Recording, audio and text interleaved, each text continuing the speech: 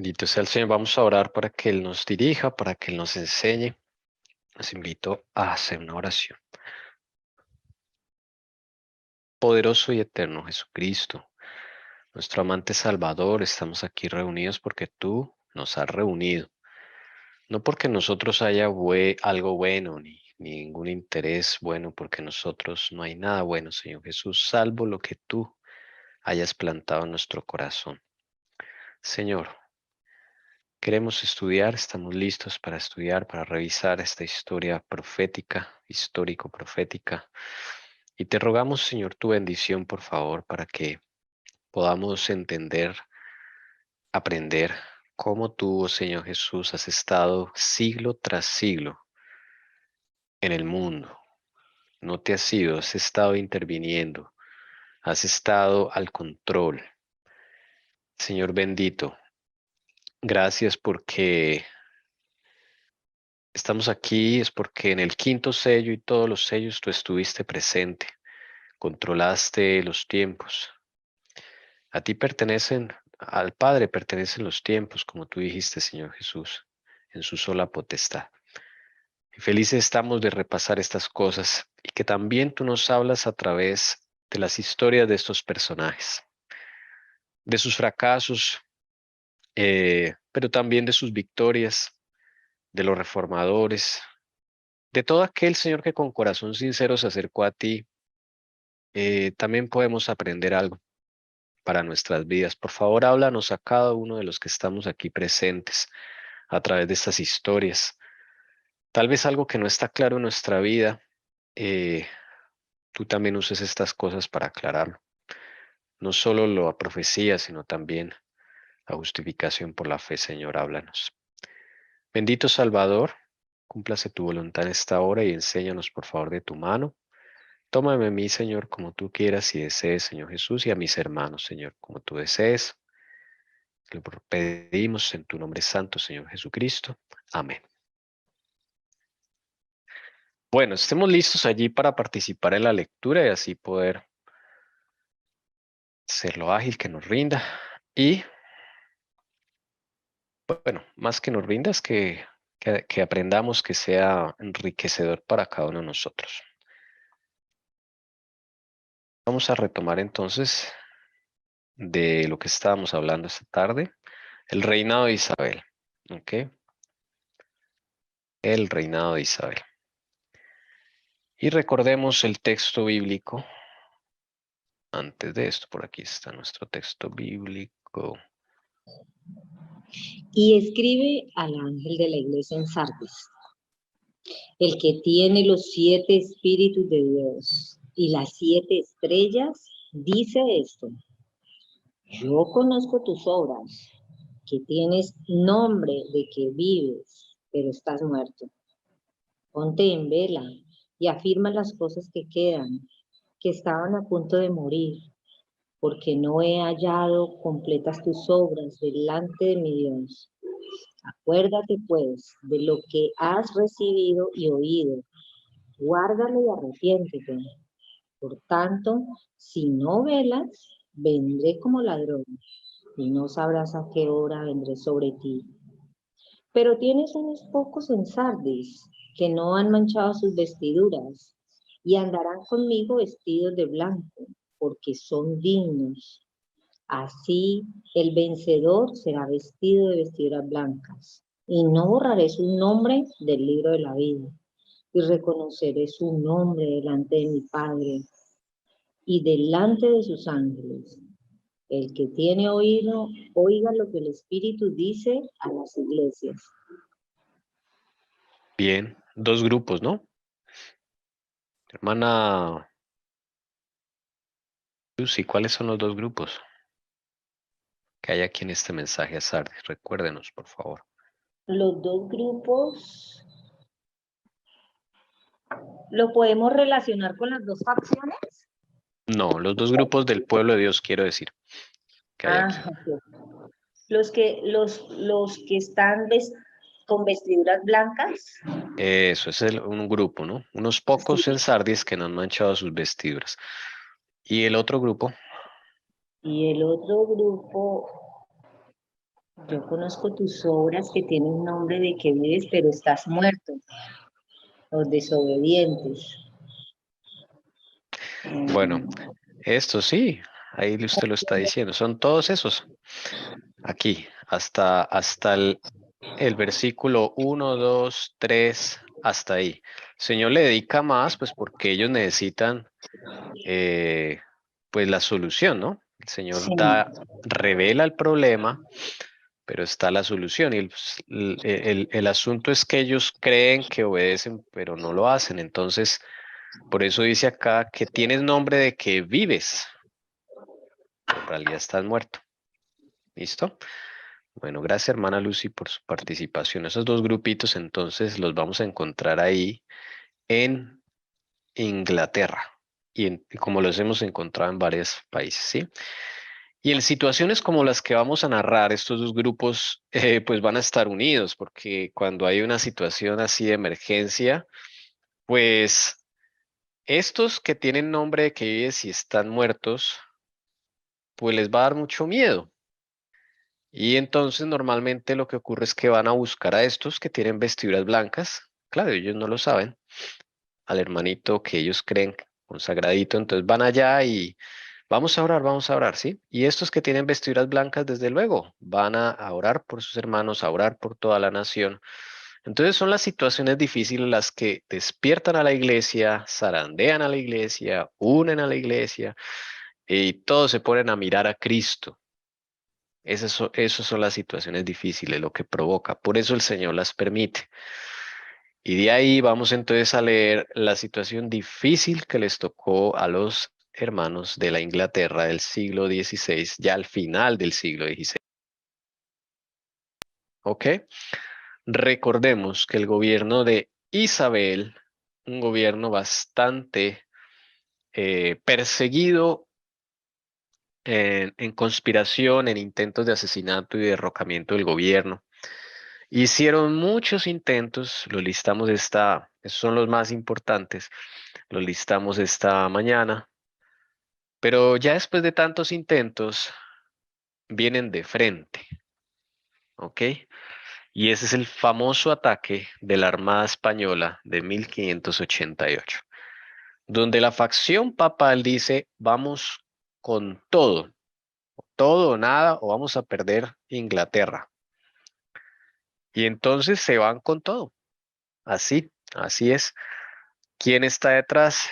El Papa Sixto V, el rey de España Felipe II y Enrique III, rey de Francia.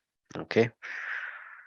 Se aporta dinero, se aporta recursos y comienza la construcción de una flota enorme de barcos, de galeones, exclusivamente para atacar a Inglaterra y derrocar a Isabel del trono e implantar de nuevo el catolicismo en Inglaterra. O sea, esto es bien tremendo lo que van a hacer. Entonces vamos a retomar la lectura. A ver, Bueno, dice, la construcción de la armada había comenzado 2 años antes de la ejecución de María Estuardo, 1585. ¿Me están escuchando bien?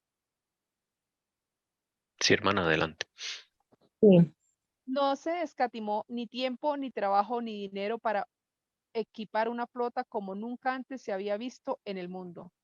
La larga línea de costa que se extendía desde el cabo de Finisterre hasta el extremo de Sicilia se convirtió en un inmenso astillero. Donde quiera que hubiera un puerto o la desembocadura de un río, se aprovechaba para construir una galera de guerra o una nave de transporte.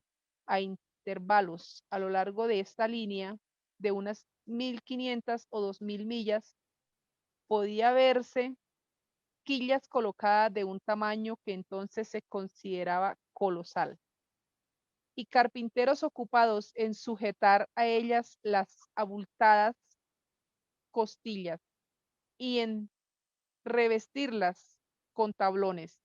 Toda la costa resonaba sin interrupción con el ruido de los martillos, el golpe de las hachas y las voces de una miriada de hombres empleados en la construcción de los barcos que iban a llevar a los legionarios de España. Los soldados de la Inquisición a través de los mares hasta las costas de la herética Inglaterra. Gracias, hermana. Toda la costa española, voy a mostrar este mapita para mostrar toda esta costa, perdón, toda la costa de Portugal. Todo esto se usó como taller para empezar a hacer esos enormes buques, ¿ok? Eso es lo que está narrando ahí. Bien, perdón, las costillas son a ver, un momentito por aquí, ya.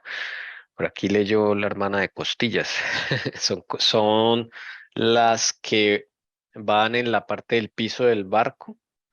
Sí, imagínense, Noé también usó costillas, son la que sostiene la estructura del banco, es como el esqueleto del barco, son las costillas, ¿sí?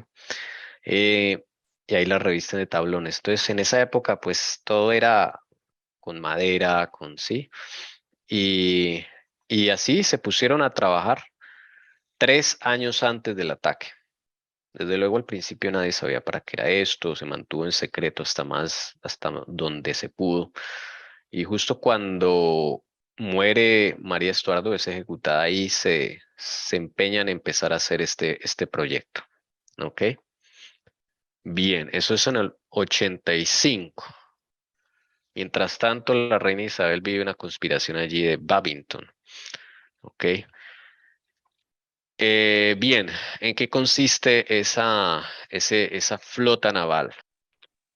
La Armada contaba con 150 naves grandes y pequeñas, armadas, aprovisionadas y equipadas para el servicio que se esperaba de ella. A bordo de ella había 8.000 marineros, 2.088 esclavos para remar, 20.000 soldados, además de muchos nobles y caballeros que servían como voluntarios. Su armamento consistía en 2.650 piezas de artillería y su carga era de 60.000 toneladas. Se trataba de un tonelaje inmenso en una época en la que la Armada inglesa contaba con 28 velas. Bueno, en esta época Inglaterra, como dice acá, solo contaba con 28 barquitos de guerra, no había más. ¿M? Aquí todavía Inglaterra no es potencia ni nada, entonces, para que miremos el tamaño de la guerra que se va a fraguar acá. Y ellos están construyendo una de 150 ¿cómo se dice? Megabuques de guerra, ¿ok? Totalmente armadas y que puede cargar 60.000 toneladas de equipamiento, de artillería, de suministros, bueno, todo lo que necesitan para una guerra.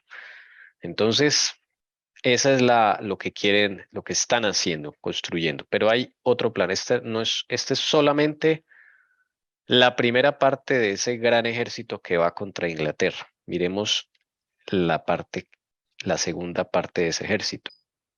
Tampoco la flota que ahora construía España era la totalidad de esa poderosa fuerza que se estaba reuniendo para el derrocamiento de Inglaterra y la destrucción del protestantismo. No había una, sino dos armadas.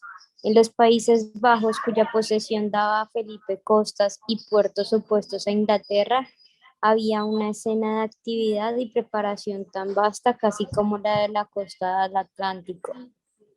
El gobernador de Felipe el Bélgica era entonces el duque de Parma, el más hábil general de su época, y sus instrucciones eran preparar un ejército y una flota para cooperar con la fuerza española, tan pronto la armada llegara al Canal de la Mancha. Son dos grandes ejércitos, ¿ok? Por eso dice acá, no había una, sino dos armadas.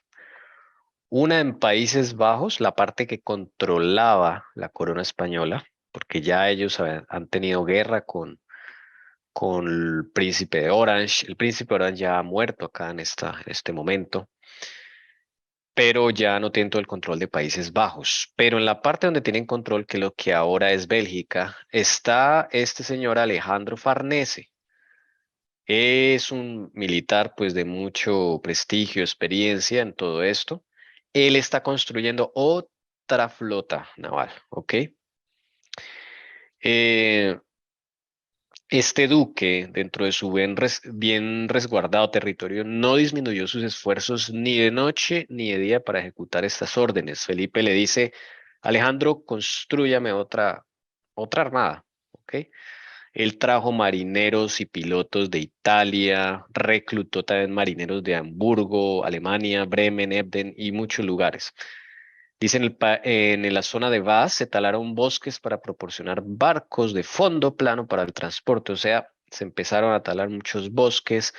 En otra población, Dunkerque, se proporcionaron 28 barcos de guerra más, o sea, súmele a esos 150, 28 más. En Newport se prepararon 200 buques menores, súmele 200 más. Y 70 en el río de la Guardia, allá en la zona de Bélgica, súmele 70 más. O sea, ¿cuál era el plan?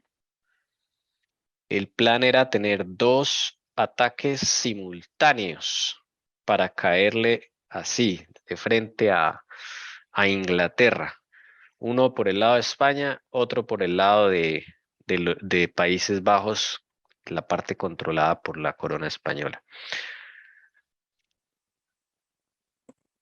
La flota que la reina había enviado al mar para oponerse a la armada consistía en 34 barcos de pequeño tonelaje que transportaban 6.000 hombres.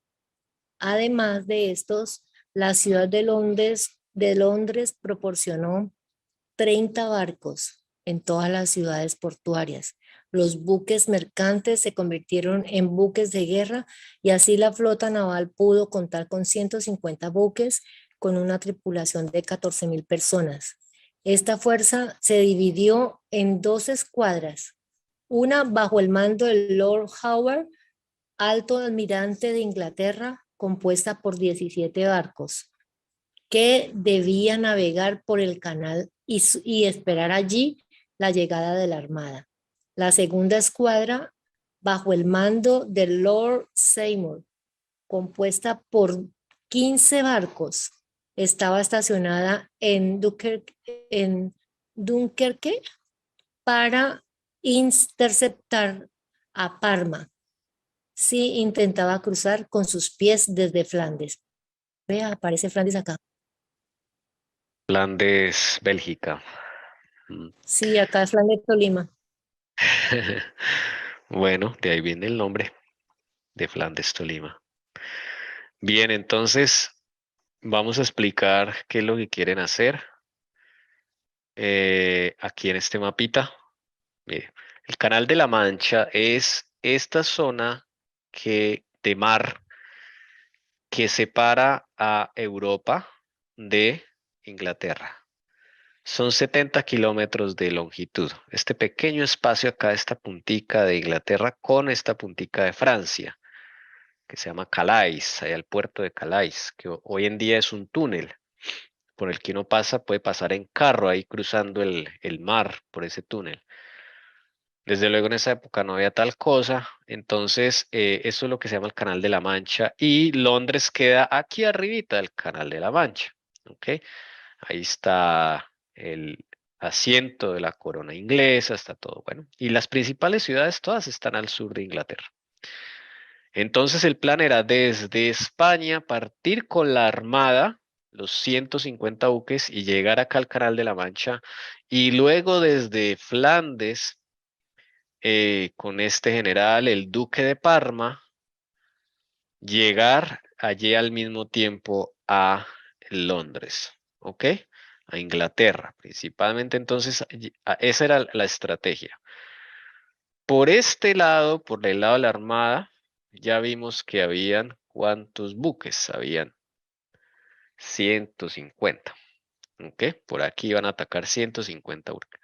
Y por la parte de Flandes, se reunieron 228 más 70, 298.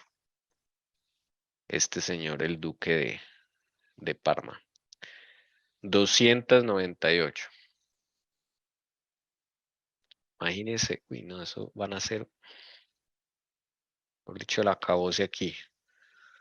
Casi 450 embarcaciones que van a mandar allá, llenas de maquinaria de guerra, con soldados y todo. ¿Con qué se va a defender Inglaterra? 34 barcos, hermanos. Los restantes barcos son barcos comerciales porque la reina dijo, todo el que quiera colaborar bien pueda. Entonces todas las personas, claro, se despertó el sentimiento patriótico y el que tenía un barco pues lo puso al servicio de la reina. Ahí los nobles pusieron sus barcos, pero estos barcos, estos buques no son barcos de guerra, son buques de comercio. Esos no son buques de guerra, esos se van a dejar para proteger la población. Los que van a salir a pelear contra la Armada son 34 barquitos de pequeño tonelaje, hermanos. Eso es lo único que tiene Inglaterra en estos momentos para defenderse. Entonces lo dividen en dos. Cuando ellos se enteran del plan, unas semanas antes, entonces ellos dividen esos 34 barquitos en dos.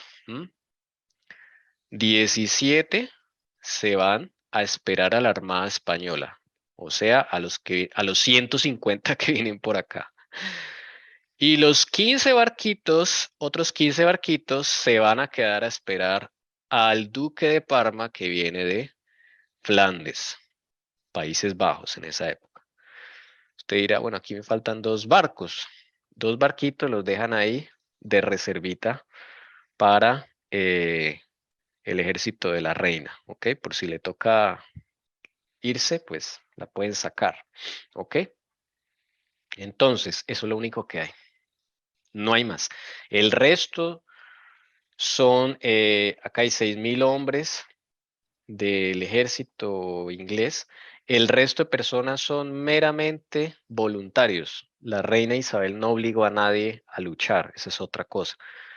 No les obligó a luchar el que quisiera, pero fue mucha gente. Desde luego ellos no estaban preparados para una cosa así. Entonces, lo que se hizo es que los que estaban preparados para la guerra, la gente del mundo militar, esos van a encontrarse con la armada para hacer resistencia. Y los otros se quedan en las ciudades para tratar de guardar a la gente. ¿Ok? Eso es lo que va a suceder ahí. Entonces, no es nada fácil. Imagínense usted la superioridad. Eso es bien, bien tremendo. Ok, lo que va a acontecer acá, el ataque que le van a hacer a la reina Isabel y al pueblo de Dios, porque es que esto es contra el pueblo de Dios, ¿sí? Vamos a ver entonces cómo sigue esto. Al cesar la tormenta, la armada se reunió una vez más y zarpando entró en el Canal de la Mancha, y el 29 de julio estaba frente a Lizard. Al día siguiente, Inglaterra vio por primera vez a su tan esperado enemigo que venía por el mar azul, su propio elemento para conquistarla. Al instante se encendieron los faros que, ardiendo a lo largo de la costa y en el interior, anunciaron tanto a los habitantes de la ciudad como a los de las zonas rurales que la flota española estaba en el canal.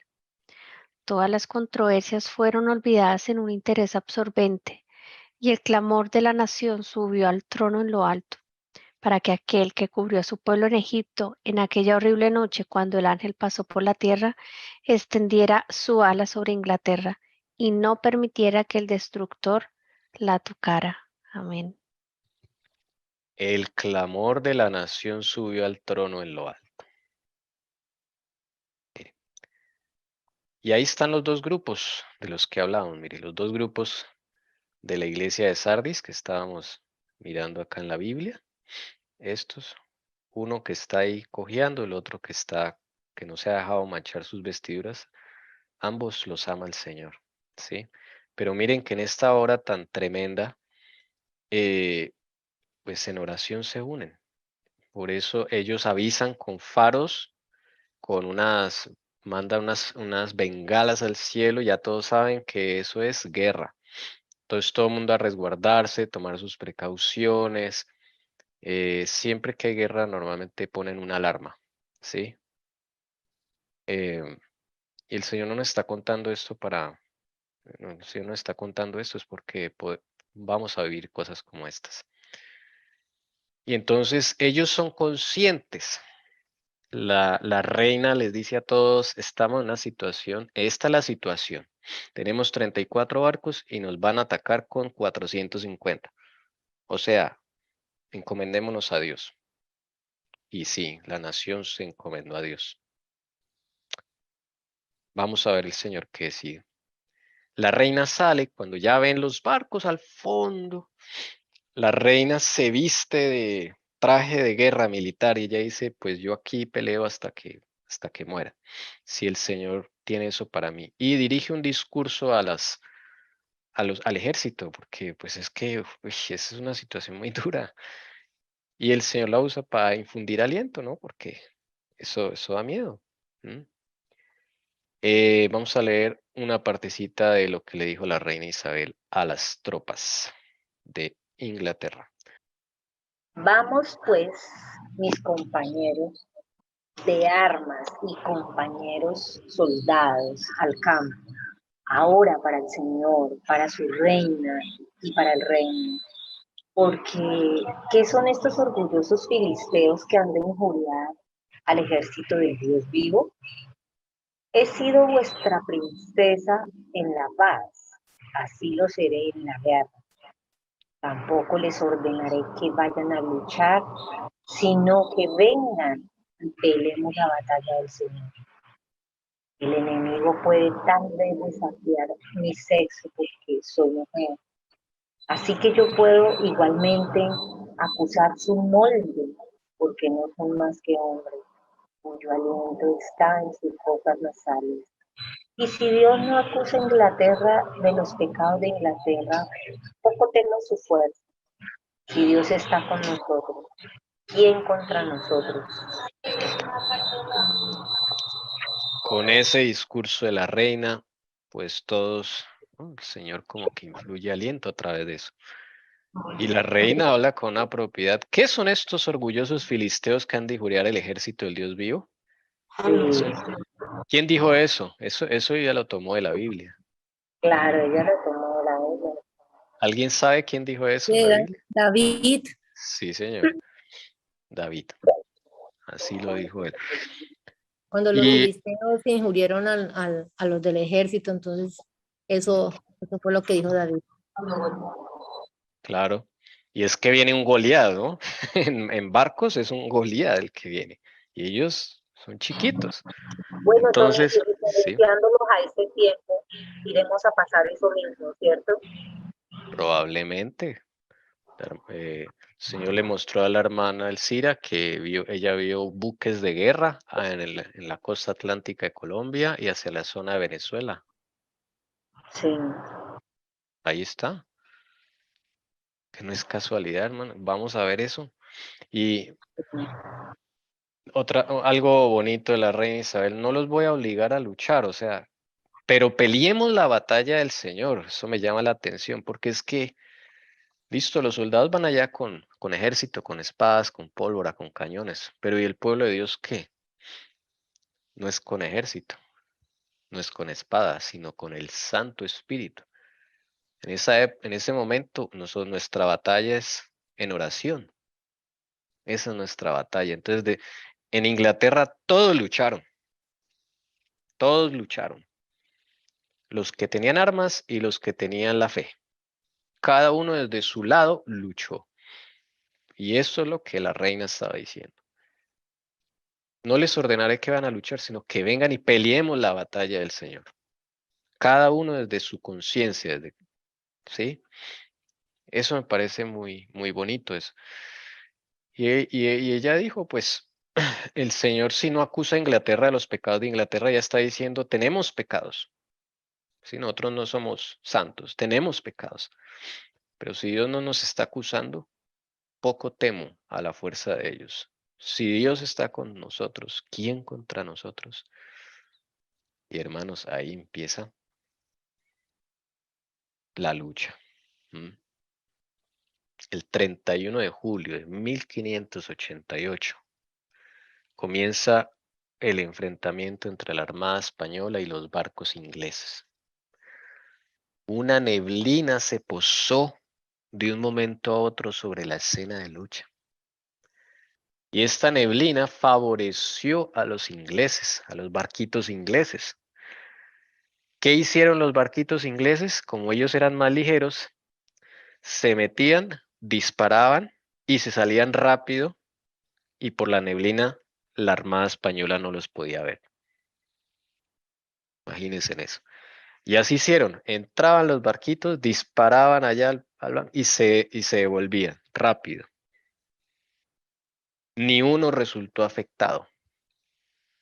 Los barcos de la Armada Española empezaron a afectarse. No les empezaron a dar las cosas. Ellos llegaron con orgullo, con arrogancia. Muchos nobles estaban ahí listos para... Ellos ya decían, ya Inglaterra es nuestra. El Papa nos dio Inglaterra, decían ellos. Y así dijo Sixto. Ese Sixto le dijo a Felipe. Este Sixto le dijo a Felipe, esa tierra a ti te la daré. Así como Satanás le dijo a Jesús, todo este reino te daré si postrado me adorares. Así le dijo Sixto a Felipe II. Y claro, todos decían, no, ya, esta tierra es nuestra. Con toda esta armada, somos los invencibles. Pero la lucha no fue solo el 39, la lucha dura como una semana, 8 días. Esta es la primera. Y llega esta niebla, crea confusión entre ellos. Ellos no le disparan nada, ni un solo golpe recibieron estos barquitos chiquitos. Y los barquitos chiquitos sí le asestaron golpes a estas grandes embarcaciones. Esa fue la primera batalla. Pero sigamos. La Siga. Armada sufrió otros daños, además de los que le infligieron los cañones ingleses. Al caer la noche, sus naves se apiñaron para evitar la dispersión y el galeón de Pedro Valdés, al chocarse con el Santa Catalina, quedó tan dañado que se quedó atrás y se convirtió en botín de los ingleses. Este galeón llevaba a bordo una gran cantidad de tesoro y lo que era más importante para los captores, cuyas escasas existencias de munición ya se estaban agotando, muchas toneladas de pólvora. Por encima de la pérdida del dinero y de las municiones estaba la de su comandante para los españoles, ya que Pedro Valdés era el único oficial naval de la flota que conocía el canal. Se le acabó las municiones, ya se le estaba acabando las municiones a los barquitos ingleses. El problema no era solo de barcos, sino también de municiones. Claro, ese día dieron lo que más pudieron. Y ya cuando llega la noche, ya pues van a descansar, pero estas naves grandotas, estos galeones, se llaman galeones, naves grandes, van y se apiñan, pero están en confusión y llega tanta la confusión que se estrellan dos de los grandes, la de Pedro Valdés y el Santa Catalina. Estos galeones acostumbraban a darles nombres, así como cuando Cristóbal Colón llegó a América, él también se vino con 3 galeones o carabelas, como le llamaban. La Pinta, la Niña y la Santa María, ¿se acuerdan? Ellos le daban nombres a los barcos de santos y todo eso. De hecho, la Armada le dio el nombre a 12 de estos barcos, el nombre de los apóstoles. Entonces estaba San Pedro, San Juan, San Marcos, San Lucas, todos ellos. Entonces, tanto era confusión que se chocaron 2 galeones. Y uno quedó tan dañado que quedó para los ingleses. Los ingleses cogieron y ahí estaba lo que necesitaban. Plata y munición. Ahí estaba. Y comida, porque todo barco tenía comida también. Entonces, cogieron esto les ayudó para seguir la batalla. O sea, todo se les estaba dando, imagínense.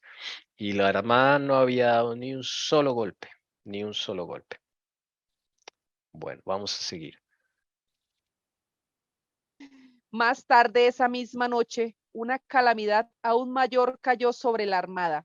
El capitán del galeón del contraalmirante, muy desanimado por las aventuras del día y discutiendo con todos los que se le acercaban, acusó al maestro artillero de disparar sin cuidado. El hombre, que era un flamenco, se dirigió directamente al polvorín, introdujo en él una cerilla encendida y se arrojó al mar por uno de los agujeros de babor. En pocos segundos se produjo la explosión que hizo brillar un esplendor terrible, pero momentáneo sobre el océano. La cubierta se levantó. Las torretas de proa y popa se elevaron por los aires, llevándose consigo al jefe de la flota y a 200 soldados.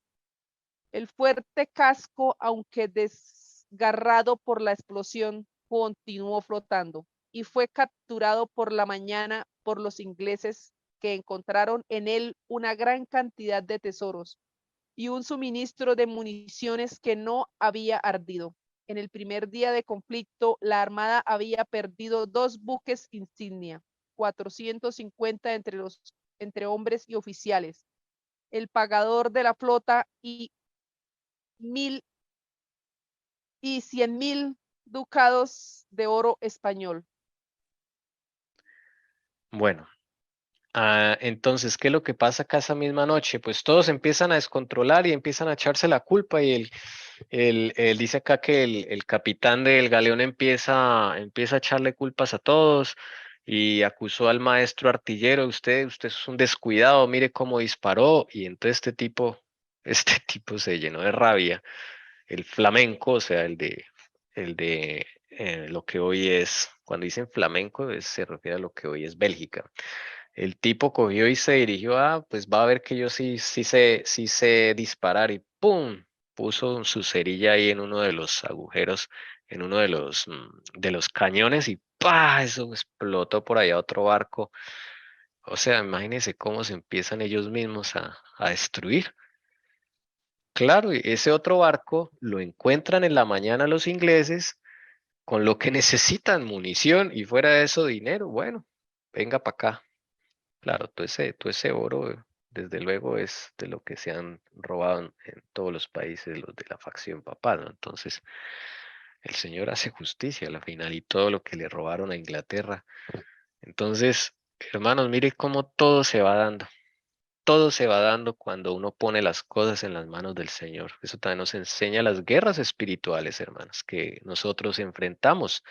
Nuestra guerra no es con ejército, ni con armas, ni sí, sino con el Santo Espíritu, dice allí el libro de Zacarías. Entonces, cuando todo está en las manos de Dios, las cosas se dan, porque es Él el que pelea por nosotros. Esto también nos enseña esa gran lección. No somos nosotros solos contra semejante Goliat, no podemos. Es Jesucristo que pelea las batallas, siempre y cuando nosotros le demos la entrada a nuestra vida. Dejamos a las dos flotas observándose mutuamente en la rada de Calais, con la noche oscura, la tempestad que se extendía por el cielo y las olas del Atlántico que se abrían paso por el Canal de la Mancha, haciendo tambalearse a los enormes galeones de España en su fondeadero. La noche se desvaneció, amaneció, y con el regreso de la luz se ve al duque de Medina Sidonia escudriñando el océano oriental y esforzándose por ver si se acerca el duque de Parma. Este es el lugar de encuentro previsto. La hora ha llegado, pero no ha traído al hombre y al acuerdo tan ansiosamente deseados. En su camino por el canal, Medina Sidonia había enviado un mensajero tras otro a Parma para instarle a ser puntual. No le había ocultado lo que debió costar al orgulloso español confesar que necesitaba su ayuda, pero instó y rogó en vano. No había ninguna vela en el horizonte, ni la vista ni el sonido de la llegada de Parma pudo obtener Medina Sidonia. Bueno, aquí el dirigente de toda la misión es el duque de Medina Sidonia. Y ese es su nombre, Medina Sidonia. ¿Ok? ¿Se acuerdan que el plan era que los dos se encontraran aquí? Cuando él llegara acá, entonces el duque de Parma llegaba por el lado de Países Bajos a encontrarse los dos ahí, este señor. Pero ese señor no aparece. Eso es lo que está hablando ahí. Y entonces, dice acá: no le había ocultado lo que debió costar al orgulloso español confesar que necesitaba su ayuda. Bueno, pero ¿cuándo va a llegar? Y le mandaba uno tras otro mensajero, pero no llegaba Parma. Al fin contestó Parma y dijo: no he podido salir, no he podido salir. Aquí el punto de encuentro era Calais, que es como por acá. Calais es Francia. ¿Ok? Y para eso pues necesitaban permiso del rey de Francia. Obviamente el rey de Francia está ahí metido. El hijo de Catalina de Medici. Entonces, ellos están acá y, a ver, como para entender el asunto más o menos, voy a poner aquí una. Aquí es Calais, más o menos por aquí es Calais. ¿Ok? Ponerlo en rojito. Ahí en ese punto rojo es Calais. Ahí está la Armada Española y al frente están los barquitos ingleses. Y el duque de Parma, se supone que él venía de por acá, de la región de Países Bajos, donde él está. Él está por acá. En esa época, ellos controlaban toda esa zona, más o menos por ahí. Y el duque de Parma, ellos dos se comunican por acá, pero por tierra se mandan mensajes, pero no llegan los mensajes de Parma. Al final llega un mensaje de Parma y le dice, no he podido salir porque estos holandeses me tienen encerrado. ¿Sí? ¿Recuerdan la guerra entre acá en Países Bajos? Que los de Orange se pusieron a pelear y todo eso. Pero ya Guillermo Orange no está, pero la guerra sigue. Pues se acuerdan que la reina Isabel, ella había apoyado la guerra acá, por debajito de cuerda, los había ayudado. Y que se acuerdan que Guillermo de Orange no tenía ejército y lo dio todo para un ejército y el ejército no lo pudo seguir pagando. Y luego llega unos barcos de la nada y ese es su ejército que Dios le da a Guillermo de Orange. Pues esos barcos venían de Londres. Era la ayuda que le estaba dando la reina a Guillermo de Orange. Y los holandeses, que no olvidan los favores, pues encerraron al duque de Parma acá en su propio puerto y le montaron ahí, o sea, le llegaron ahí, lo encerraron totalmente. Y el duque de Parma dice, no he podido llegar, toca tú que vengas y me ayudes, imagínense. O sea, el duque de Parma o enfrentaba a la armada holandesa o esperaba a ver si podía recibir ayuda del duque Medina Sidonia. Entonces, no llegaba la ayuda. No se les daba nada, nada, ninguno de los planes que trazaron se les está dando. Sigamos. Para lograr este objetivo, se decidió un procedimiento audaz y algo novedoso, sugerido por Su Majestad. Según afirman tanto Camden como Metternich, se seleccionaron 8 barcos entre la multitud de buques voluntarios que seguían a la flota. Se juntaron sus mástiles con brea, se llenaron sus cascos con pólvora y toda clase de materiales explosivos y combustibles. Y así, preparados, se pusieron a la deriva en dirección de la armada, sin dejar a los españoles otra alternativa que cortar sus cables o ser quemados en sus anclas. La noche favoreció la ejecución de este designio. Pesadas masas de nubes ocultaban las estrellas. El murmullo de truenos lejanos reverbera en el cielo. Ese profundo y pesado oleaje del océano que precedía la tempestad sacudía a los galeones y hacía que su posición fuera cada vez más desagradable. Puedes seguir leyendo acá, hermana, que hace parte del mismo párrafo, por favor. Mientras se encontraban en este febril estado de aprehensión, nuevos objetos de terror se presentaron a los españoles. Era aproximadamente 1 hora después de la medianoche, cuando la guardia divisió ciertos objetos oscuros que emergían de la oscuridad y avanzaban hacia ellos. Apenas habían dado la voz de alarma cuando de repente estas formas oscuras estallaron en llamas, iluminando el mar y el cielo con una lúgubre grandeza. Estas columnas de fuego se acercaban acechando sobre las aguas. Los españoles contemplaron por un momento la espantosa aparición y, adivinando su naturaleza y misión, cortaron al instante sus cables y con la pérdida de algunos de sus galeones y el daño de otros en la confusión y el pánico, se alejaron hacia el océano alemán, con los vientos como piloto. Bueno, ¿qué sucede acá? Se le ocurre a la reina una locura. ¿Mm? Mandar 8 barcos a la medianoche. Uno se pregunta, ¿y por qué la reina hizo semejante cosa? 8 barcos. Armados, que fueran allá para atacarlos. Bueno, de pronto el Señor le puso eso en su corazón. Porque humanamente esto es una locura, ¿no? 8 barquitos nomás. Y cuando llegan, los españoles escuchan y ven a lo fondo como si hubiera una gran multitud de barcos.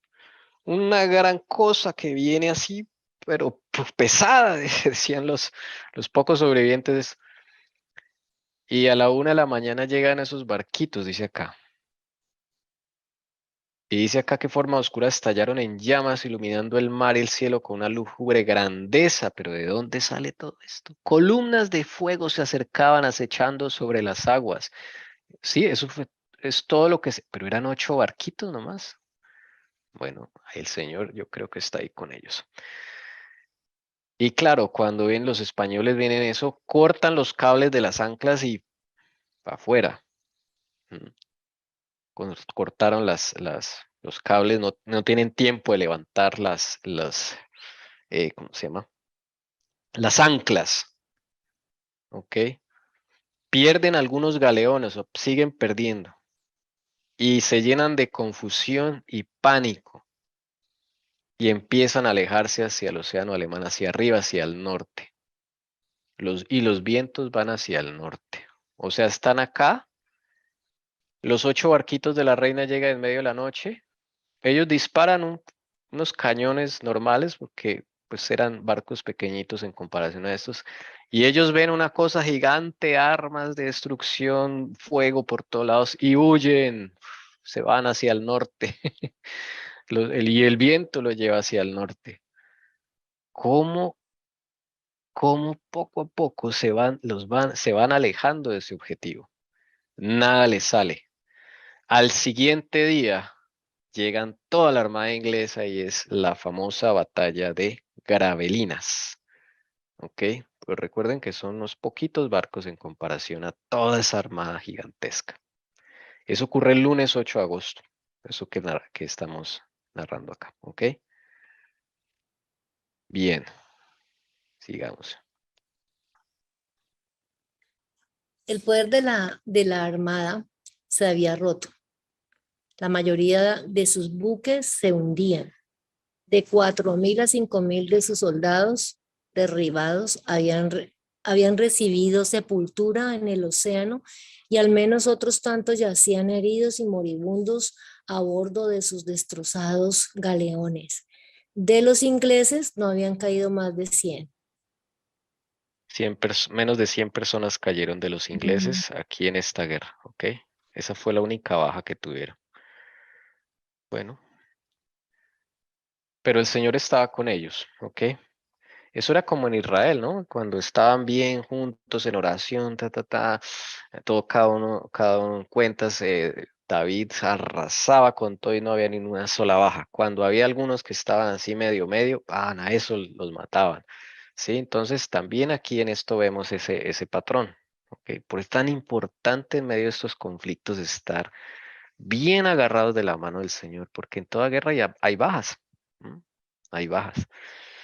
Pero bueno, en comparación a lo que están perdiendo los españoles es impresionante, hermanos. Toda ese Goliat de la armada de buques de guerra, todos esos se están dañando, se están hundiendo. Y ya llevan miles de soldados muertos, hermano, la armada. Nada les sale. Una pregunta, ¿me Ujú. recuerdas cómo se llamaba la guerra que tuvieron? Esa es la batalla de La batalla. Gravelinas. Gravelinas, ok, gracias. Batalla naval de Gravelinas. Todo esto ocurre en el mar. Esto es puro mar, ¿no? Esto acá no hay guerra en el suelo. Ellos no tocan costa inglesa. No, no la tocan ni siquiera. ¿Ok? Listo, dice la tempestad, la conflagración y la batalla habían puesto el orgullo de España en el polvo.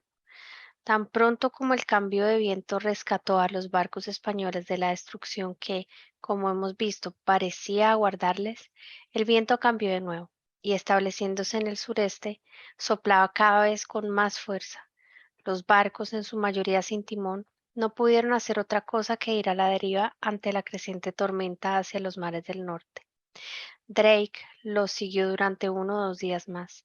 No disparó ningún cañón, de hecho sus municiones se habían agotado, pero la vista de sus barcos fue suficiente. Los españoles huyeron y ni siquiera se quedaron para socorrer a sus naves agujereadas, que se hundieron sin ayuda en medio de las olas. El almirante Drake, este es el inglés. Él se le acaban las municiones, pero él,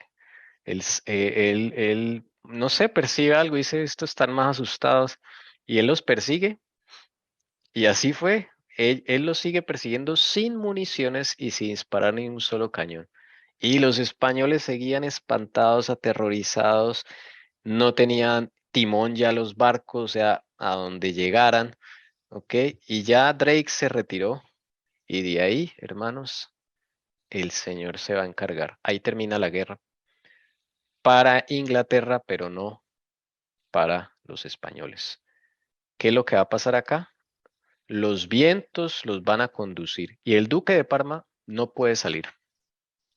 Los vientos van hacia el norte, ¿ok? Y se van a llevar todas esas naves y todos esos tripulantes, toda esa gente. Vamos a seguir leyendo. Hermana Lucy.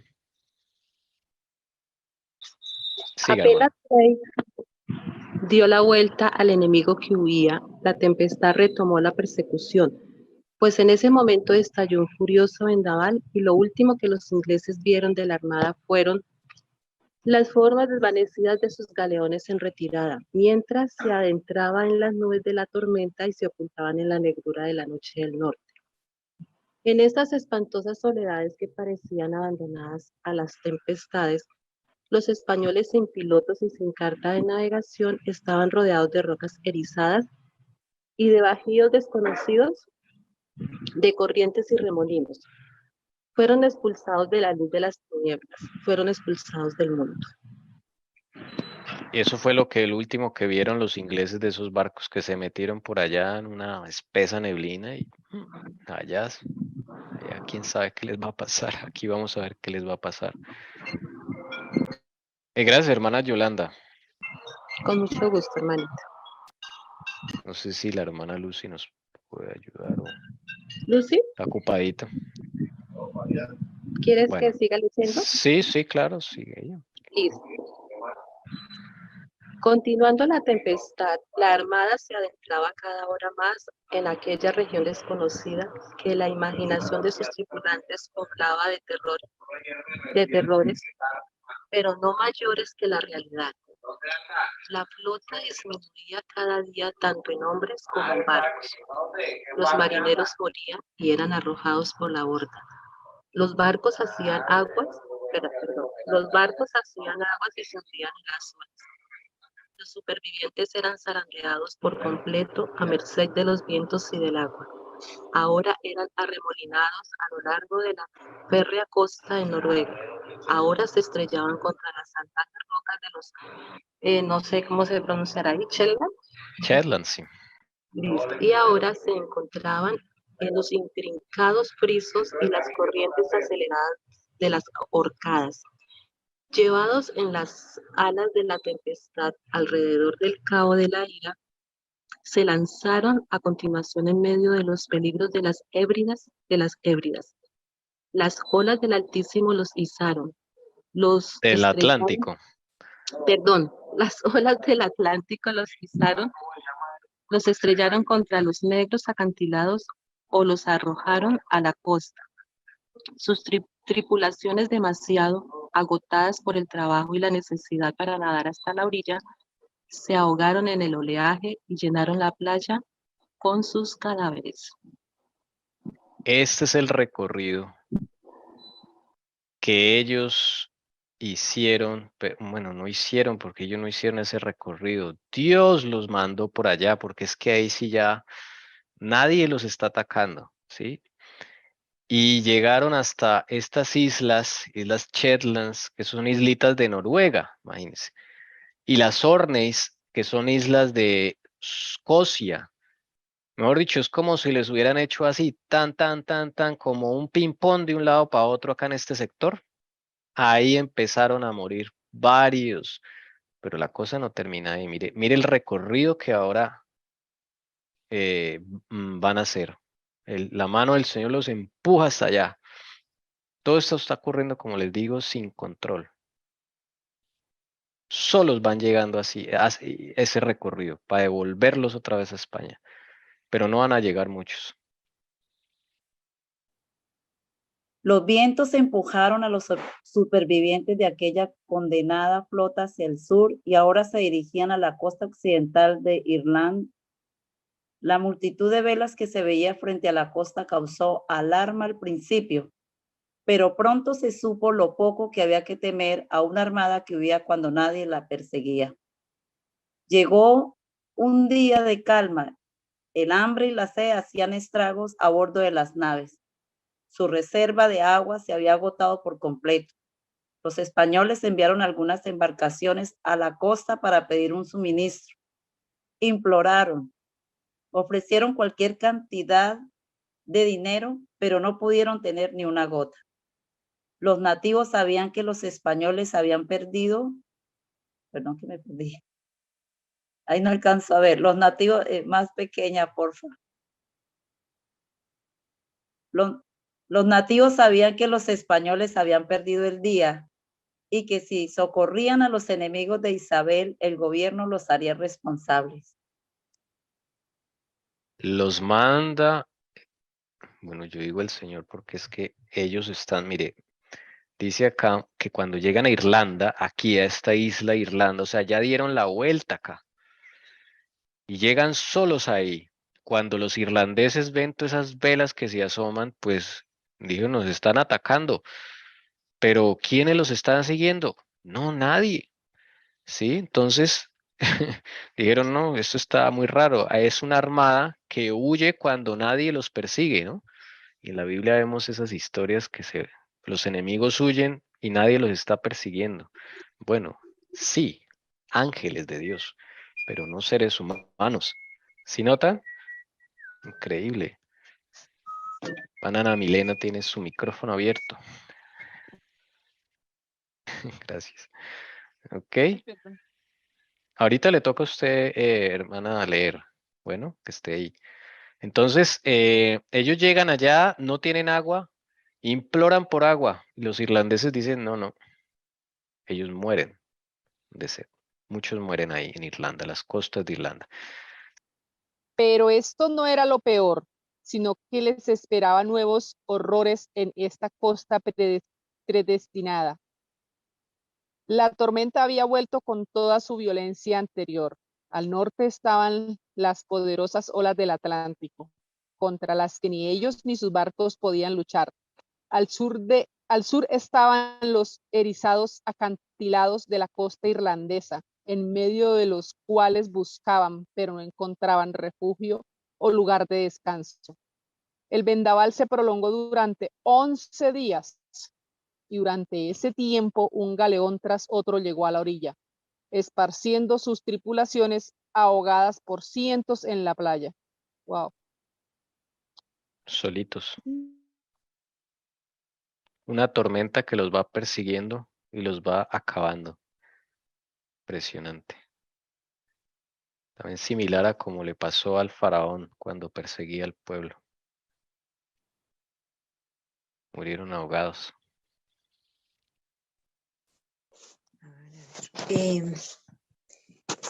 El mar no era el único enemigo que estos desgraciados tenían que temer. No, se le quedó la anterior. Es un testigo. Un testigo ocular Describe así la terrible escena. Cuando estuve en Sligo, escribió Sir Geoffrey, conté en una playa de menos de 5 millas de longitud 1100 cuerpos de hombres muertos que el mar había arrojado a la orilla. La gente del campo me dijo que lo mismo ocurría en otros lugares, aunque no en el mismo número. En la misma costa había, según le dijeron a Sir William, en el espacio de unas pocas millas, una gran cantidad de madera de barcos naufragados, más de lo que habría permitido construir 5 barcos, más de lo que habría permitido construir 5 de los más grandes barcos que jamás he visto, además de enormes barcos, cables y otras cuerdas correspondientes y algunos mástiles tan grandes y largos que nunca he visto que nadie pudiera hacerlos. Un testigo ocular irlandés. Empezaron a llegar cadáveres a las costas, escombros de barcos, velas, mejor dicho, el acabose. 11 días duró esto. 11 días. El mar no era el único enemigo de estos desdichados, que estos desdichados tenían que temer. Los nativos, aunque de la misma religión que los españoles, eran más despiadados que las olas. Mientras los españoles se arrastraban por la arena hasta la playa, los irlandeses los masacraban por sus terciopelos, sus brocados de oro y sus ricas cadenas. Sus sufrimientos se vieron agravados por otra causa. El gobierno había enviado órdenes a las guarniciones inglesas de Irlanda para que ejecutaran a todos los que cayeran en sus manos. Esta orden, motivada por el temor de que los españoles se les unieran a los irlandeses y se produjera un motín, fue reclamada implacablemente. Se calculó que solo en el mes de septiembre perecieron 8.000 españoles entre la calzada de los Gigantes y el estrecho de Bolosquet. 1.100 fueron ejecutados por los oficiales del gobierno y 3.000 fueron asesinados por los irlandeses. El resto se ahogó. Bien mal, ¿no? Estaban ya en juicio, definitivamente. Muchos soldados españoles dijeron, la mano de Dios está contra nosotros. Así dijeron. Este fue el recorrido. Llegan las pocas galeones que llegan así contados con los dedos de la mano, llegan a España. ¿Ok? Porque el Señor siempre deja testimonio para que le cuenten a los que los enviaron, ¿sí? Y quede testimonio de que fueron humillados. ¿Listo? Y no Nos estamos ayuda. solos, ¿cierto? Y ahí se da uno cuenta que el Señor nos defiende a capa y a espada y hace cosas impresionantemente admirables por defender a sus hijos, por defendernos. Claro. Por eso tan importante estar a cuentas con el Señor. Así es. Bien. Los pocos galeones que escaparon de las olas y las rocas regresaron uno a uno a España, contando por su estado mutilado y maltrecho, antes de que sus tripulantes hubieran abierto los labios, la historia de su derrocamiento. Aquella espantosa tragedia era demasiado vasta para ser revelada de una sola vez. Cuando por fin se conoció el terrible hecho, la nación española quedó abatida por el golpe. Felipe, aturdido y abrumado, se encerró en su armario del Escorial y no quiso ver a nadie. Un grito de lamentación y de dolor se elevó desde el reino. Es decir, se encerró y pegó un grito Felipe, pero tremendo. A esto le metieron mucho recurso y sobre todo el orgullo de la corona española. Yo no he visto a ningún gobernante que se meta con un papa y termine bien. De verdad que terminan bien mal. Bueno, ¿y el papa qué dice? Claro, llegan estos pocos, y no llegan mal, llegan pero terrible, humillados totalmente. Y no pueden esconderlo porque hay testigos en Irlanda, hay testigos en Escocia, hay testigos en Francia, hay testigos en Holanda, o sea, no pueden encubrirlo. Hoy en día las enciclopedias han quitado todas estas cosas, estos detalles, y lo muestran como una guerra más en la cual Isabel tiene mucho poder y es por eso que los derrotan. Eso para que no quede tan mal la facción papal, ¿sí? Pero es así. Los que cuentan la historia la cuentan a su acomodo. Gracias a Dios el Señor nos ha mostrado este librito que usó la hermana White para hacer el conflicto de los siglos. No queriendo decir que sea infalible, pero sí definitivamente tiene otra visión diferente a la Wikipedia. Y pienso que está más cercana a la realidad. Por eso yo creo que el Señor le dijo, usa este libro. Y el otro de Historia de la Reforma de Abuñé, que también hemos leído. Bien, ¿qué dice el Papa? Cuéntenos aquí con esta diapositiva. El Papa Sixto había prometido una contribución de 1.000.000 de ducados. Espérate, pongo acá. 1.000.000 es 1.000.000 de ducados. Listo. Ok. El Papa Sixto había prometido una contribución de 1.000.000 de ducados para los gastos de la Armada, pero cuando vio a qué fin había llegado, se negó a pagar un solo ducado. En vano Felipe insistió en que el Papa le había instigado a la tentativa, que la expedición se había emprendido por la causa sagrada de la Iglesia y que la pérdida debía ser soportada mutuamente. Sixto hizo oídos sordos, se mostró casi satírico.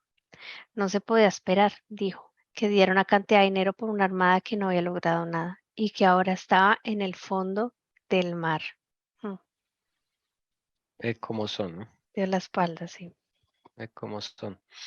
Y Felipe le tocó asumir los 6 millones de ducados que costó eso. Eso es una cifra inmensísima. Son millones de dólares a la época. Y de ahí, este golpe fue muy duro para España. No hubo familia de la nobleza española que no haya tenido allá un familiar perdido en el mar, muerto por la guerra. No solo se perdió gran cantidad de dinero, España quedó con un fallo fiscal ahí, un fallo económico, pero más que eso, el prestigio y el orgullo español, de ahí empieza a menguar. Ahí ya España empieza su decadencia como imperio para volver a ser simplemente un país como hoy lo es. Y va a subir Inglaterra a partir de este momento, que es la facción romana, como bien nos había comentado la hermana Alcira. ¿Ok? Va a empezar a subir y se va a convertir en la próxima potencia del mundo, Inglaterra. Bien. En Inglaterra, por orden de su majestad, y en las Provincias Unidas, por orden de los Estados Generales, se designó un día de fiesta en el que se ordenó a todos acudir a la iglesia y dar gracias a Dios.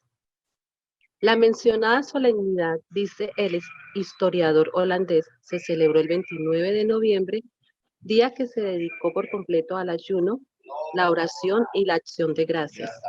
Ese día la reina Isabel, vestida de forma regia y seguida por los estamentos y dignatarios del reino, visitó Londres y recorrió las calles de la ciudad hasta llegar a la Catedral de San Pablo en un carro triunfal tirado por 4 caballos blancos. Las casas estaban colgadas con telas azules, los ciudadanos vestidos de fiesta se alineaban en las calles, formando compañías y mostrando las enseñas y símbolos de sus diversos gremios y oficios. Este es el Día de Acción de Gracias que importó Estados Unidos de Inglaterra en noviembre, ¿ok? Y ahí se da por decreto nacional Día de Acción de Gracias. Es cuando todos van a agradecer a Dios por la batalla que libraron contra la Armada Española, ¿ok? Y desde luego, pues hubo gozo, alegría y claro, ayuno, oración y gracias a Dios ese día, ¿ok? La reina Isabel pues se viste así bien regia, como dice acá, con sus caballos y todo así, todo el mundo, pues sí, ahí es felicidad, alegría. Y es muy importante después de una victoria, eso nos enseña, después de una victoria, alabar a Dios. Y es que surge espontáneamente, porque después de lo que uno pasa, hermanos, uno ya no va a alabar a Dios porque simplemente por cumplir un requisito, no. Es que fluye, es que nace, es que uno se siente, con alegría, Señor, después de una victoria espiritual estoy hablando, ¿sí? Y desde luego después de una victoria de estas, de guerra eh, física, porque también la guerra física y guerra espiritual por detrás. Entonces, alabanza a Dios y dar gracias. Esto, no, pues yo digo, ¿no? Si se hace corazón, no pasa desapercibido ante el Señor, porque si fue Él el que los salvó, pues ellos lo están reconociendo. Y la reina en ese sentido es, pues es humilde y dice, esto no lo hicimos nosotros. Si no fuera por Dios, no habría pasado lo que pasó. Eso fue un milagro lo que pasó, hermanos, y lo vimos que es un milagro. ¿Ok? La reina, junto con su clero y sus nobles, tras dar las gracias públicamente en la iglesia, se retiró a la cruz de San Pablo, donde se predicó un sermón desde el mismo púlpito de piedra desde el que a menudo se habían escuchado las voces de Ridley y Latimer. Y tras el sermón, la reina se levantó y se dirigió a sus súbditos reunidos, exhortándoles a unirse a ella en la exaltación de ese poder misericordioso que había dispersado a sus enemigos y protegido del derrocamiento. No alcanzó a ver, por favor, sube un momentico. Del derrocamiento de su trono y de su reino. Bueno, okay. Gracias, hermana. Muy amable. Bueno, y ese fue el final. La reina, me gusta esta parte, que dice, únanse, vamos a unirnos a exaltar a Dios. Esa fue su invitación, porque fue Él el que nos protegió de derrocar el trono y el reino. Bueno, y así fue el reinado de Isabel. 45 años en el poder. Esta fue la prueba más dura que vivieron los ingleses y vivieron la corona de Inglaterra en este momento de guerra entre esas dos facciones. Y esta niña, hija de Ana Bolena, pues sí sirvió a la facción romana, pero probablemente también sirvió a Dios. Otro detalle, en esa época los reyes no vivían mucho. El que llegaba a 40 años era un milagro, que un rey llegara a los 40 años de edad, y 50, pero esta reina dura 70 años. 70 años de edad. Y eso es un lujo para esa época. Múltiplo de 7, hermano. Perfección de Dios. Yo no quería decir eso, pero pues, después no digan que soy supersticioso, pero sí lo pensé. Bueno, bonito número dije en mi corazón. Bueno, el Señor conoce los corazones. Yo pienso que la reina Isabel sí tenía cierta honestidad y se le veían sus frutos, ¿no? Y la usó el Señor para ayudar a su pueblo. Y pienso que era una buena mujer y sus obras lo describen, era como una lady de esa época, dadivosa, muy amable con la gente, sencilla a pesar pues, de toda esa pompa inglesa y no le importaba saludar a la gente de la calle. Bueno, eso habla mucho del carácter de la persona y cuando ella decide mandar esos 8 barquitos, hermano, ahí me llama la atención mucho por qué ella hace eso. Tal vez entonces sí tenía una relación con Jesús y Jesús le puso en el corazón, manda 8 barcos. ¿Quién quita? Es como todas esas cosas la han quitado a la historia moderna, todo esto para que no se vea como un milagro de Dios y sí, que no se vea la intervención de Dios. Todo eso lo han quitado de las Wikipedias hoy en día. Eso sí lo he visto. Entonces, y para que no quede tan mal el papado, dicen, sí, perdieron, pero pues, no es que la reina Isabel tenía una gran flota de barcos. Mentira, no tenía nada, hermanos. Y con 8 barquitos, ese detalle, los 8 barquitos no lo cuentan. Entonces, bueno, bendito sea el Señor. Si algún día vemos, algún día no, el Señor ya lo ha mostrado. Vamos a ver guerra. Dice el Señor, cuando digas de guerra y rumores de guerra, aún no es el fin, ni siquiera. Pero hay que estar, hermanos, preparados desde antes de la guerra, porque a la guerra se llega ya listos. No podemos pretender llegar a la guerra para prepararnos en la guerra. Aunque algunos serán despertados hasta ese momento, no quiere decir que este sea el caso de nosotros. Que el Señor nos ayude y sigamos en limpieza con el Señor, para que cuando vengan estos momentos que se aproximan, tengamos la fe de Cristo y podamos resistirla. Que nuestra fe no falte y el Señor los bendiga. Si alguno quiere comentar algo, preguntar algo, bien pueda. Hermano, yo lo que veo en esto es, venía a mi mente todo lo que el Señor había hecho también en lo que aparece escrito en la Biblia, ¿no? Por ejemplo, con Josafat, ellos salieron y ya dice que los ángeles pelearon por ellos y no encontraron sino el botín y se lo llevaron, ¿no?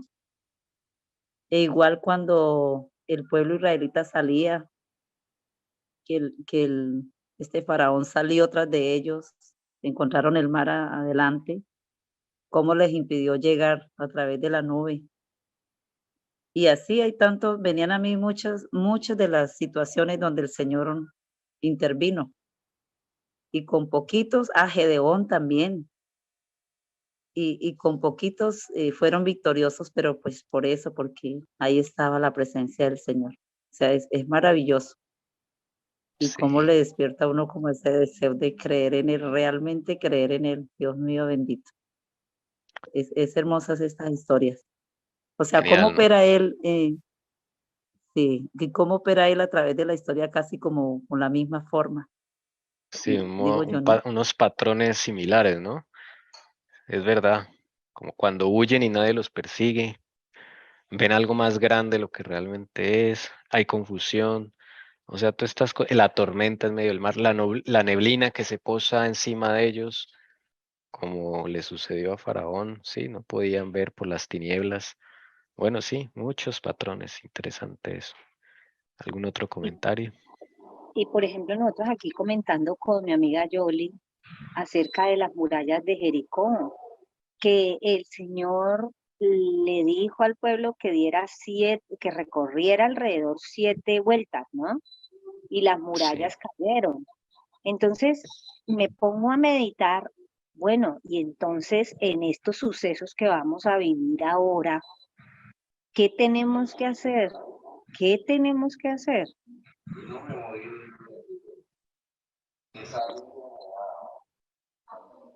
Sabemos que la profecía se va a cumplir y todo lo que hemos estudiado, que primero se viene una guerra, eso va a venir.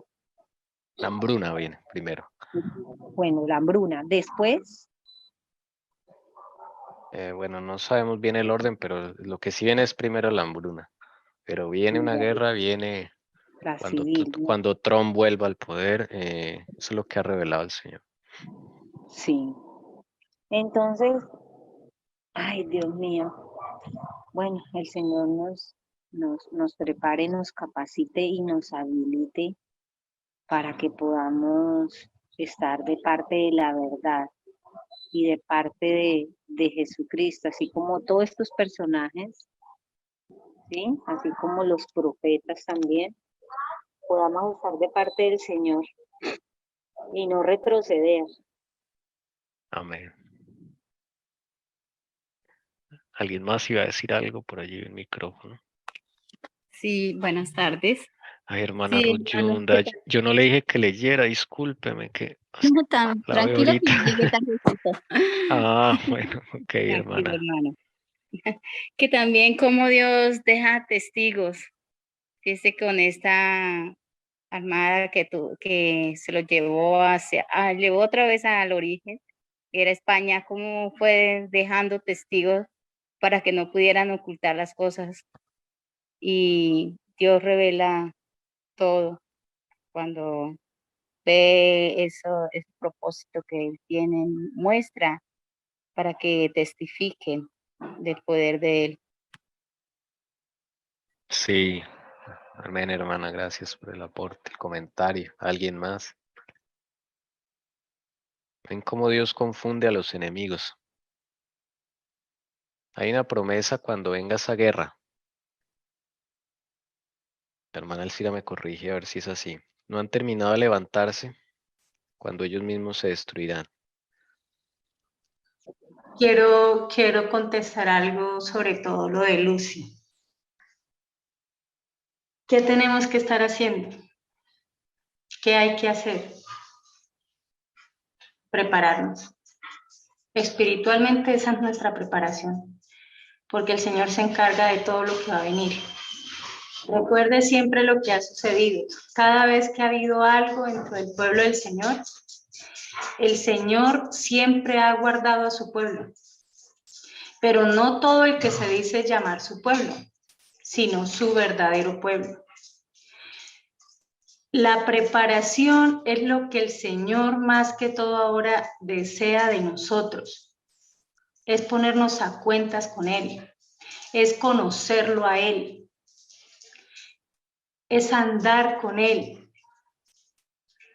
Porque si nosotros ahora, en este momento de paz, no lo hacemos, el momento de guerra va a ser muy, muy difícil.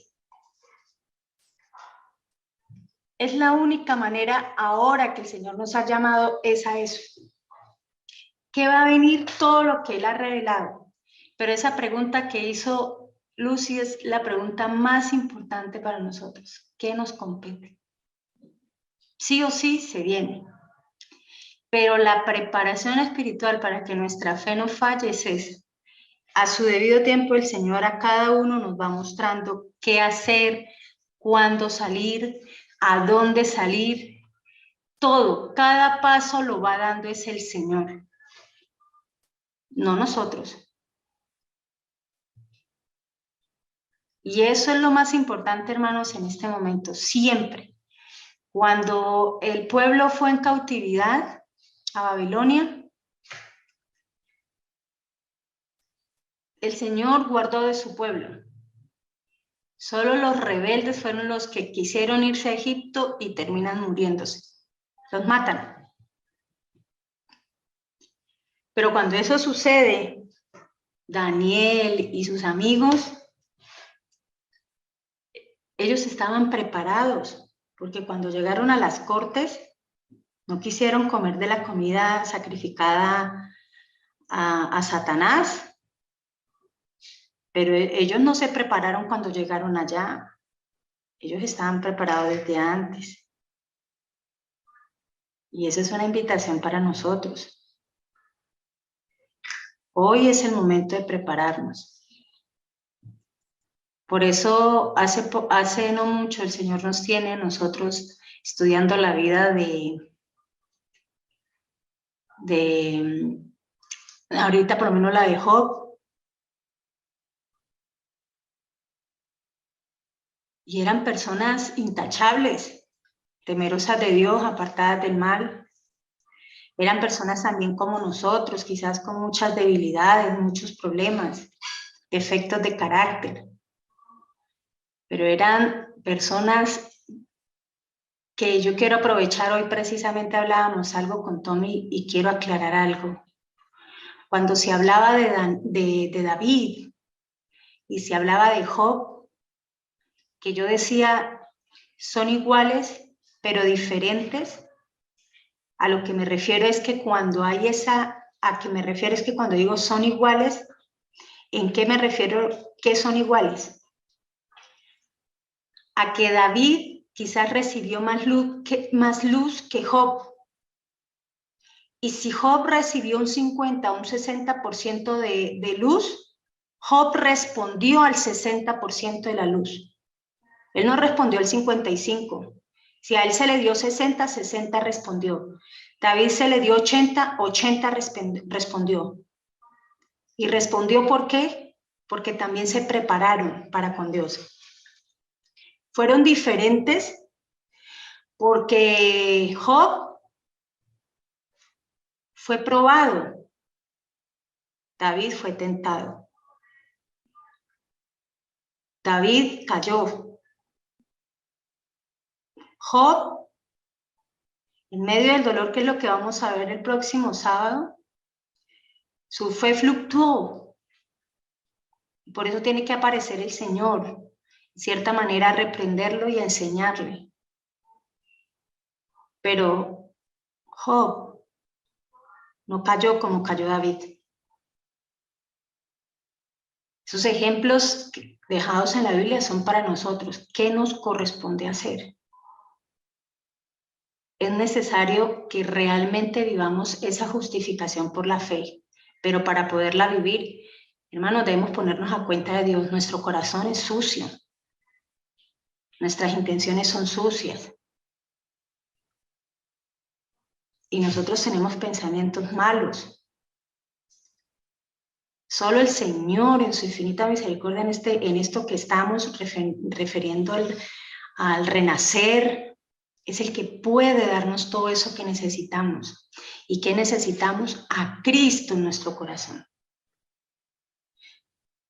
Y para contestarle a Tommy, sí, el Señor dijo, no han terminado de levantarse y terminarán matándose entre ellos mismos. ¿Por qué lo dice el Señor? Porque hoy las armas, si se sacaran verdaderamente las armas que tienen guardadas, el mundo lo acabarían rápido. Pero hermanos, lo maravilloso es que Dios sostiene los cuatro vientos, todavía el espíritu no se ha retirado. Y el Señor nos muestra, es porque nos está diciendo, prepárense. Porque el hecho de que venga Trump no quiere decir que ya ahorita se nos vino todo tranquilo, todo no. Vendrá un tiempo aparente de paz y vendrá repentina destrucción. Y recordemos, somos nosotros los que vamos a terminar esta historia. Somos nosotros, el grupo de los 144,000, que debemos prepararnos. Porque ahí sí, cuando se retire el Espíritu Santo,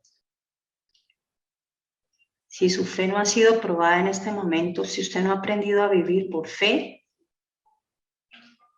en las pequeñas pruebas, si el Señor no ha fortalecido su músculo de la fe, hermanos, cuando venga lo difícil, no nos vamos a poder sostener en pie.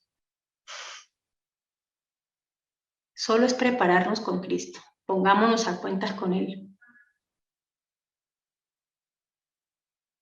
Cuando usted entre en lo secreto con Jesús, Él le va a mostrar de qué estás enfermo o enferma, de qué careces y qué necesitas.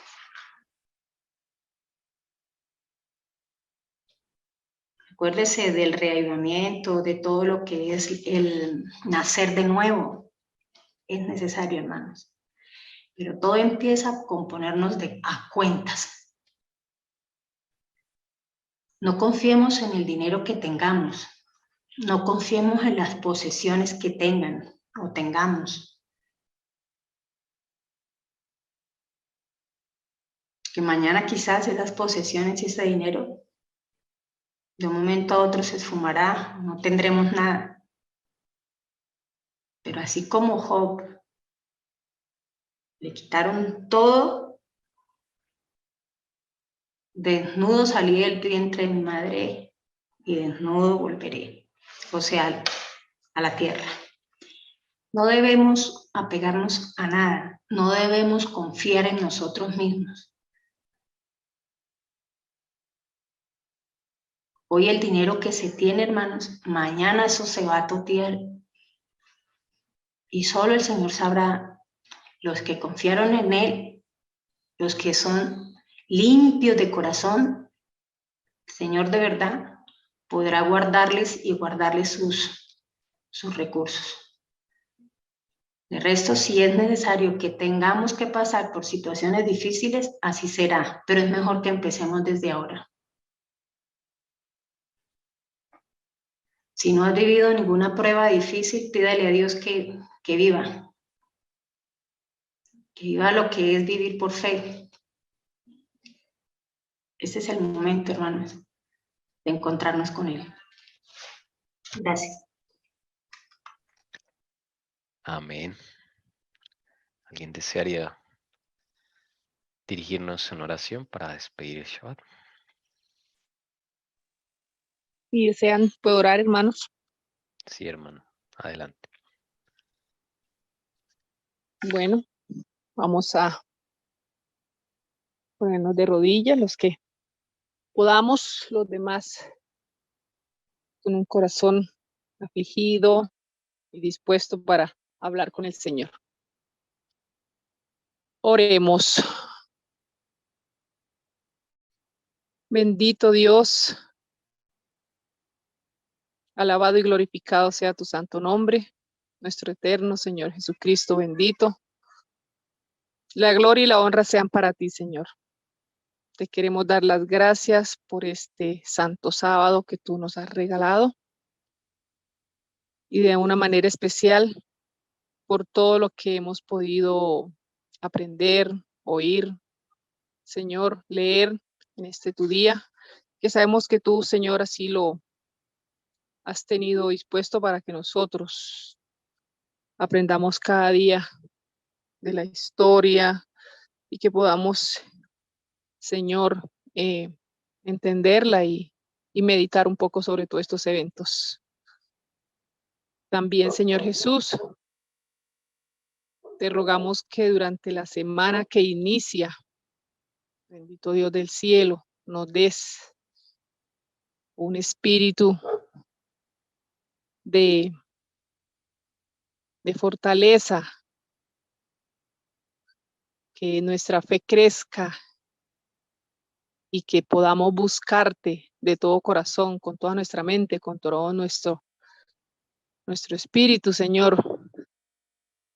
Que al iniciar esta semana dejemos todos nuestros planes y proyectos en tus manos, que no queramos hacerlo por nuestra mano ni por nuestra inteligencia, Señor. Que sepamos fielmente que tú eres el dador de todo y el que todo provee, bendito Padre Celestial. Gracias por este hermosísimo sábado que nos has regalado, por todas las bendiciones recibidas y por esta compañía tan bonita de nuestros hermanos del grupo La Verdad Os Hará Libre.